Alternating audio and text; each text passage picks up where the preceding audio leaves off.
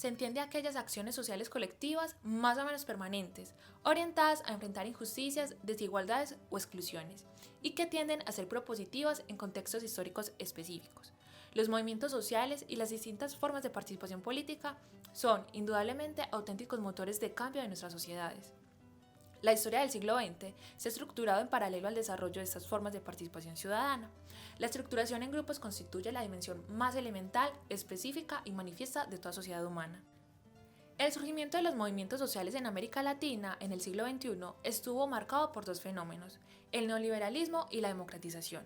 Su reactivación de las luchas se dieron sobre cuatro ejes: las nuevas identidades, la resignificación de lo social, la articulación de la acción directa con lo institucional y la incursión en escenarios más amplios.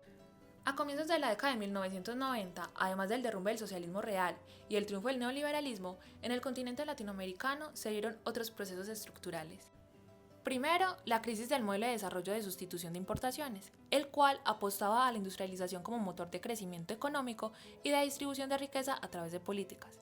Este modelo fue reemplazado por la apertura económica orientada a estimular las exportaciones, que fueron, en esencia, aperturas para adentro, ya que permitieron el ingreso, sin mayores trabas, de capitales y productos de importaciones de países capitalistas.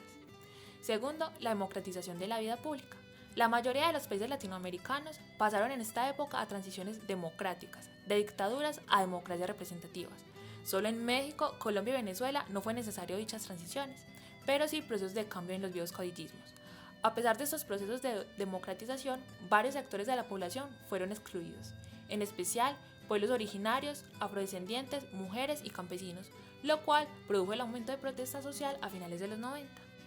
Veamos cómo lo anterior se manifestó en algunos países latinoamericanos. Tanto en México como en Ecuador, a inicios de los 90 hubo levantamiento de las poblaciones indígenas.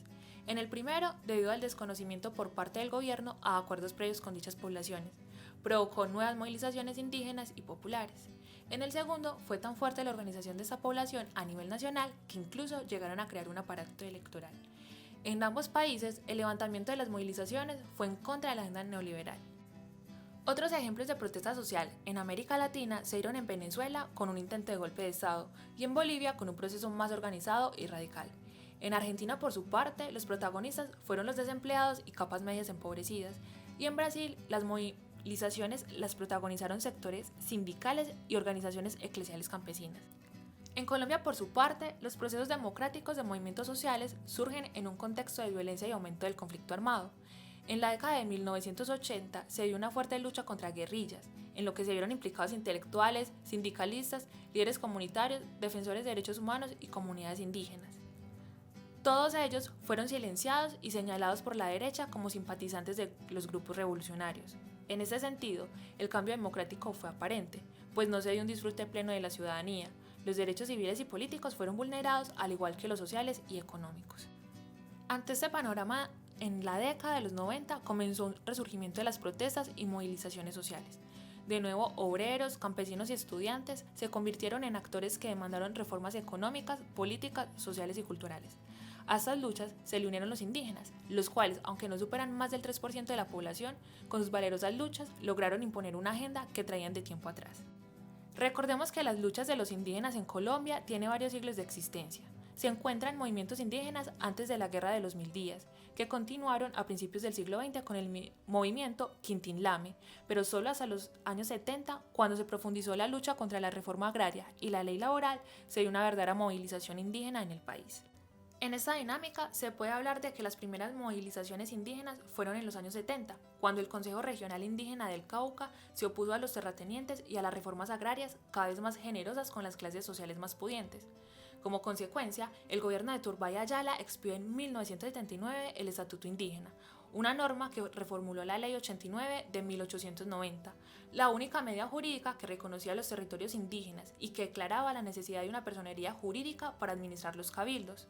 3 años después, en el resguardo de Guambia, en Cauca, se dio el primer encuentro con el presidente Belisario Betancur, que simbolizó el reconocimiento de las autoridades indígenas por el Estado.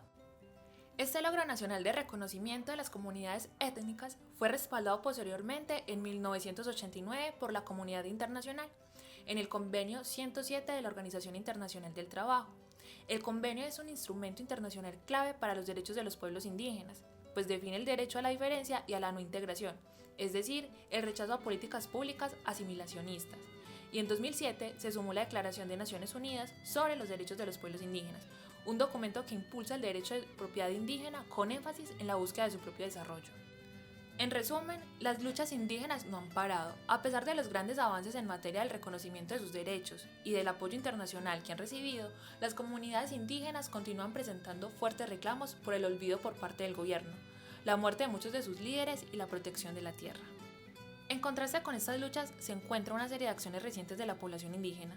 En 2019, por ejemplo, la falta de reconocimiento de esta comunidad en el Plan de Desarrollo Nacional de Iván Duque, unido a la reducción presupuestal y los asesinatos de líderes indígenas, ha provocado de nuevo un incremento de paros, bloqueos y marchas desde sus territorios a las grandes ciudades, sobre todo a la capital.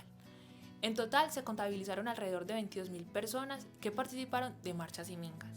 Finalmente, como comentario crítico, hay que resaltar frente a los dos documentos tomados como referencia para la breve explicación del surgimiento de los movimientos sociales, el de Mauricio Archila y Carlos Osorio.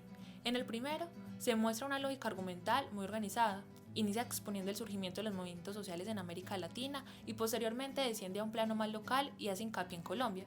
Señala además cómo la acción colectiva es la herramienta más usada por los distintos individuos para hacer una conquista, defender un derecho o hacer público un descontento.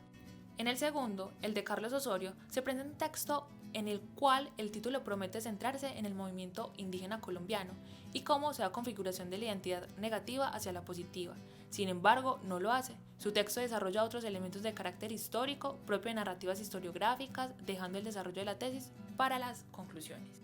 Las luchas indígenas en Colombia han sido constantes y de largo plazo. Sin embargo, los derechos de inclusión en el sistema político han sido escasos, lo cual lleva a preguntarse: ¿será que los repertorios de acción utilizados por las comunidades indígenas han sido poco efectivos en el reclamo de sus derechos? ¿O será mejor que el Estado se ha comprometido de manera reiterada con las comunidades indígenas y con otros sectores, pero no ha implementado lo pactado? ¿Será más bien necesario que las comunidades indígenas se organicen de manera distinta y además presionen con más fuerza al Estado para el cumplimiento de los acuerdos alcanzados? Y finalmente, ¿estarán preparados los nuevos gobiernos, sobre todo de derecha, para saber llegar a consensos con las ciudadanías tan agitadas? ¿Y se han de tomar con verdadera responsabilidad la tarea de democratizar la democracia y ponerle fin al recorte de derechos humanos?